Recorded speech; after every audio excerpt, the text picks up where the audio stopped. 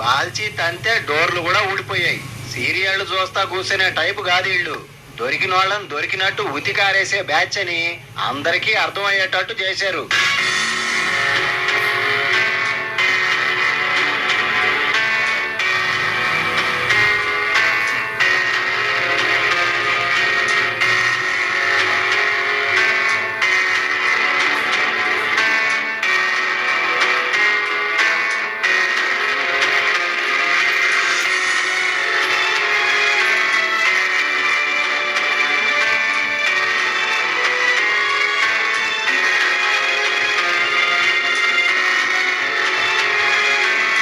సికింద్రాబాద్ పార్సేగుట్టలో ఆడాళ్లు సీపుర్లు తీసుకుని వైన్ షాపుల మీద తాడో పేడో తేల్చుకుందామని రోడ్లెక్కారు.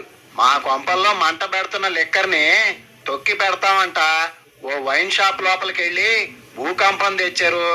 లోపలున్న మందు బాటిళ్లకు కూడా వణుకు పుట్టిందంటే నమ్మండి. అసలే పిచ్చి లేచిపోయి ఉంటే వీళ్ళ మీదకి బాటిల్స్ ఇసిరారంట. మీ దొంప దేగా మేమంటే లెక్కలేదారా అనుకుంటా భద్రకాళి అవతారం ఎత్తారు. అందిన కాడికి దంచేశారు. షాపు నాది, మా షాప్ మీదకే వస్తారా అంట ఓనర్ వచ్చి ఫోజు కొట్టాడంట. ఎవరైతే ఏంది చెత్తడే అంట చింతాత్తా చేశారు. వైన్ షాప్ ఓనర్ తో కూడా కథాకళి వేయించారు. అటు ఇటు అయితే ఉతికారేస్తారేమో అని పాప ఆయన కూడా గప్చిప్ గా ఉండక తప్పలేదంట.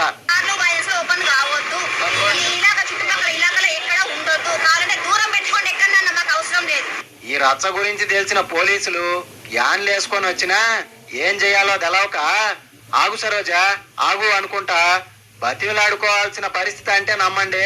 మొత్తానికైతే సల్లబడి ధర్నా చేసి ఇంటికి పోయారు.